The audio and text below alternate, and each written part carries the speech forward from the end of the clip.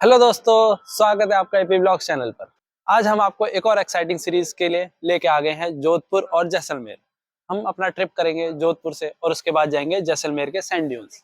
तो अभी हम कैसे हमारी जर्नी शुरू हुई, यहाँ पे कहाँ कहाँ घूमेंगे, कौन कौन सी प्लेस है, आप कैसे घूम सकते हैं, उन सब की पूरी जानकारी देंगे हम आपको इस सीरीज में।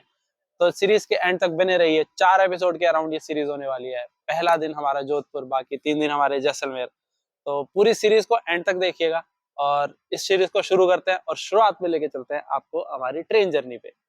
चलिए। हमने अपनी जर्नी की शुरुआत करी सराय रोहिला रेलवे स्टेशन से और जल्दी से ट्रेन में बैठ गए। ट्रेन अपने एग्जैक्ट टाइम 11:10 पर चल दी और सुबह ऑन टाइम हमें 9:30 बजे जोधपुर पहुंचा दिया। वहां पहुंचकर हमने थोड़ी बहुत रील्स बनाई और चल दी अपने टेम्पो ट्रैवलर की तरफ। टेम्पो वाले भैया बाहर ही थे तो हम जल्दी से बैठ गए और चल दिए सबसे पहले कुछ खाने के लिए, क्योंकि रात की जर्नी के बाद हम सबको भूख भी बहुत लगी थी। हेलो दोस्तों, अभी हम नाश्ते के लिए आ गए हैं जनता स्वीट होम। हमने लोकल में पता किया कि यहाँ पे बेस्ट प्लेस कौन सा है, तो उन्होंने हमें सजेस्ट किया कि जनता स्वीट होम चले जाइए। अब ये देख सकते हैं जनता स्वीट होम। लोकल ने हमें बहुत रिकमेंड किया कि यहाँ पे जाके नाश्ता करना, तो हम पहले दिन का नाश्ता जोधपुर में यहाँ करने वाले हैं। और यहाँ पे अभी बन रही है जलेबी, जो कि आप देख सकते हैं। इतना बेहतरीन और इतनी क्रिस्प जलेबी है ना कि बस बड़ा मन कर रहा है। थोड़ा भीड़ भाड़ से तो लग रहा है कि भाई लोकेशन तो अच्छी है, खाना तो अच्छा मिलेगा। और बाकी खा के पता लगेगा। देखते हैं बाकी लोग कहाँ हैं, आपको ऊपर का एरिया भी दिखाते हैं। और ये है गाइस पूरा ऊपर का एरिया, जिसमें आपको पूरा सेटिंग मिलेगा। अच्छा खासा सिटिंग एरिया बनाया हुआ है। हेलो डुगू, डुगू हेलो करो। Hello hello.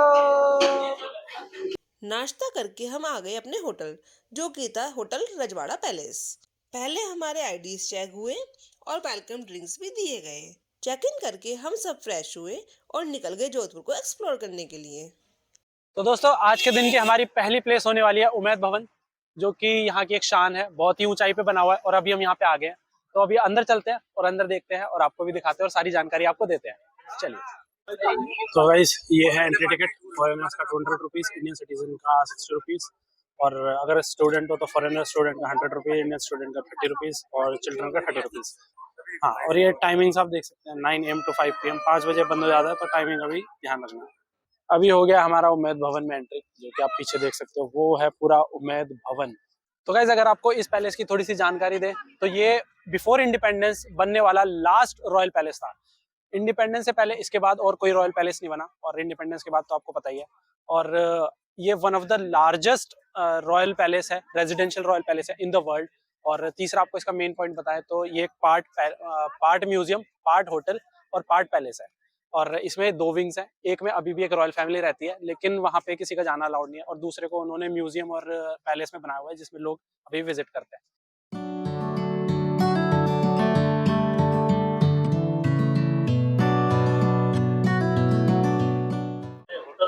गाइस, यहाँ पे आपको पूरी जानकारी मिलती है कि ये उमैद भवन पैलेस कब बनाया गया था, क्यों बनाया गया था, किसके द्वारा बनाया गया था। और इसका पूरा आर्किटेक्चर, पूरा हिस्ट्री आपको यहाँ उमैद भवन पैलेस के अंदर देखने को मिलता है। और अंदर आते ही आपको गाइड्स की फैसिलिटी भी मिलती है, जैसे ये गाइड्स है, वो हैं। ये अंदर आते ही आपसे पूछते हैं कि आपको गाइड की जरूरत तो नहीं है। बट सबसे अच्छी बात यह है कि वो पीछे नहीं बढ़ते हैं। आप एक बार मना कर दोगे और वो फिर दोबारा आपसे नहीं पूछेंगे। तो which is the best thing कि जबरदस्ती आपके पीछे नहीं दौड़ते।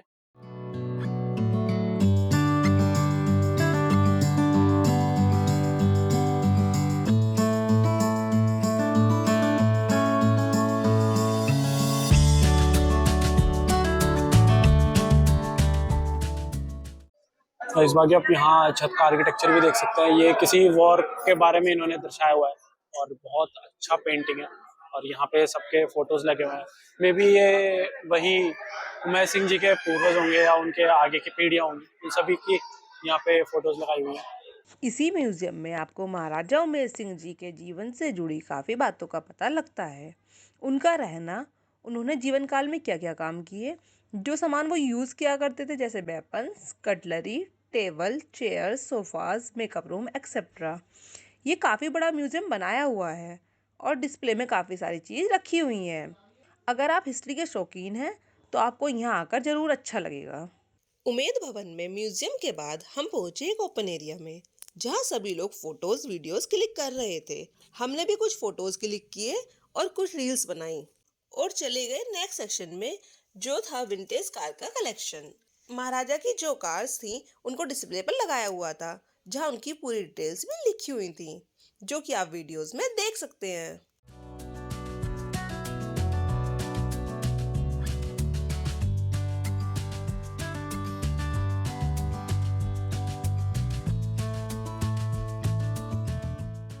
इसी के साथ हम आ गए बाहर और चले गए अपनी नेक्स्ट डेस्टिनेशन पर, जो कि थी जसवंत थाड़ा। हेलो गाइस, उमेद भवन के बाद अब हम यहाँ पे जोधपुर की दूसरी प्लेस विजिट करने आए हैं, जो कि है जसवंत थाड़ा। अगर इसकी हिस्ट्री के बारे में बताएं तो ये माना जाता है कि ये पहले जो राजा महाराजा होते थे उनके शमशान के रूप में यूज किया जाता था, उनका अंतिम संस्कार यहाँ होता था। और अभी इसको पूरा आर्किटेक्चर चेंज करके एक अच्छा मॉन्यूमेंट बनाया हुआ है, जहाँ पे बहुत ही ज्यादा टूरिस्ट आते हैं। और अगर आप मेरे साथ यहाँ पे देखोगे तो इधर इन्होंने एक लेक भी बनाई है बाद में। और यहाँ पे वैसे तो जाना अलाउड नहीं है, लेकिन जैसे विंटर्स आते हैं तो यहाँ पे माइग्रेटिंग पक्षी आते हैं, तो यहाँ पे आप ये सब व्यूज एंजॉय कर सकते हैं। तो अभी चलते हैं जसवंत थाड़ा के अंदर। तो दोस्तों अभी हम जा रहे हैं जसवंत थाड़ा की तरफ, और जाते जाते आप ये व्यू देख सकते हो। यहाँ पे है ये पूरा लेक, जो कि हवा के साथ जब पानी हिलता है तो क्या ही अलग ही व्यू नजर आता है। और यहाँ से नीचे उतरने का ऑप्शन है, लेकिन इन्होंने बंद किया हुआ है, तो आप लेक एक्सेस नहीं कर सकते हो, बस यहाँ पे फोटोग्राफी कर सकते हो और व्यूज एंजॉय कर सकते हो ये पहाड़ों के साथ।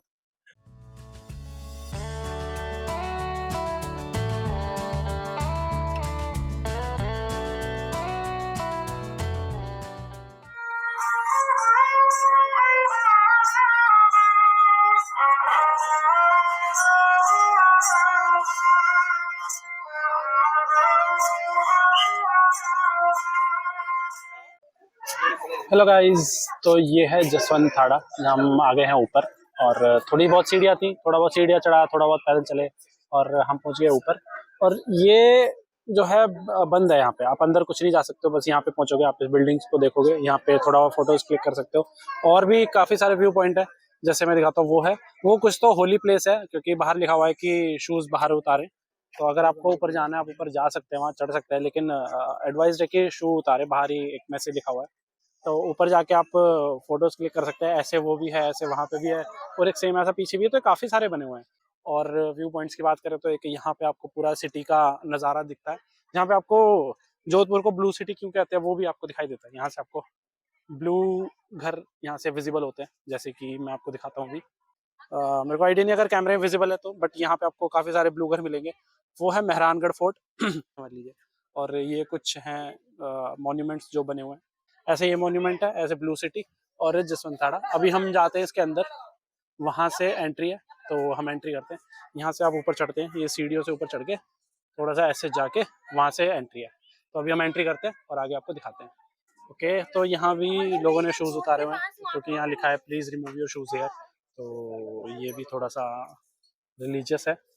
अभी हम इस बिल्डिंग के अंदर होके आए, और अंदर जो जिन महाराजाओं ने ये सब बनाया हुआ है, तो अंदर उनकी फोटोज लगी हुई हैं, और उन्हीं को श्रद्धांजलि देने के लिए बेसिकली अंदर है।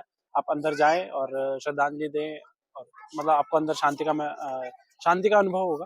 तो अंदर जाएं, 2-4 मिनट मैक्सिमम, क्योंकि इतना बड़ा भी नहीं है, और वापस आ जाए। तो अंदर जो हमने देखा वो आपको बताया। और अभी यहाँ कुछ फोटोज वोटोज क्लिक करते हैं और फिर चलते हैं अपनी नेक्स्ट डेस्टिनेशन की तरफ, जो कि होगा Mehrangarh fort. Let's go. Jaswant Thada से लगभग 400-500 मीटर पर ही है मेहरानगढ़ फोर्ट। हम जल्दी से अपने ट्रैवलर से मेहरानगढ़ फोर्ट पहुंच गए और कर ली एंट्री। हेलो दोस्तों, अभी हम आ गए मेहरानगढ़ फोर्ट, जो कि आप मेरे पीछे देख सकते हैं। पूरा इतना ऊपर ये फोर्ट है, और अगर ऐसे दिखाए तो ये फोर्ट, और हमने कर लिया एंट्री। पीछे वहाँ पे एंट्री है, वहीं पे बस पार्क हुई और वहाँ से उन्होंने ड्रॉप किया। और अभी हम इस बड़े से दरवाजे से एंट्री कर रहे हैं और देखते हैं अंदर क्या क्या है। ये टिकट काउंटर नंबर 1 है, यहाँ से आप टिकट ले सकते हैं, जो कि प्रवेश शुल्क आपका 200 है। और ऑडियो गाइड अगर आप लेते हैं तो 180, और लिफ्ट का अगर आप लिफ्ट से ऊपर जाते हैं तो उसके 50 रुपये हैं। तो अभी हम देखते हैं कि लिफ्ट से जाएंगे या पैदल ही जाएंगे। कोशिश करिएगा कि जब आए तो शाम के टाइम आए तो आपको सनसेट मिलेगा। हम भी थोड़ा सा शाम के टाइम आए हैं, तो देखते हैं सनसेट मिलता है कि नहीं, कैसा व्यू होता है।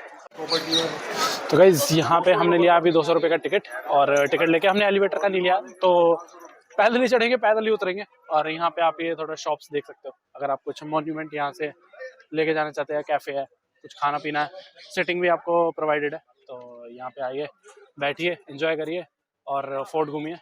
गाइस यहाँ पे अभी हमें पढ़ के पता लगा, मतलब इन रियल में कभी फोर्ट में नहीं आया तो थोड़ा यूनिक है कि उन्होंने लिखा है किले की सफील पर तोप गोलों के निशान। और अगर आप ये देखें, देखो ये है या फिर ये है और ऐसे ये है, आई थिंक यही है जो ऐसे तोप गोलों के निशान है, जो वो कहना चाहते कि ये तोप गोलों के निशान है। तो भाई जो उस टाइम पे तोप गोलों से बैटल हुआ करती थी, दैट मस्ट बी इंटेंस। ये दरवाजा पार करके अभी हम यहाँ से ऊपर चढ़ते हुए जाएंगे, देखते हैं और कितना ऊपर चढ़ना पड़ेगा। यार चढ़ना तो काफी पड़ेगा, ये बहुत ऊपर है। मेहरानगढ़ फोर्ट में हमने चालू की अपनी चढ़ाई।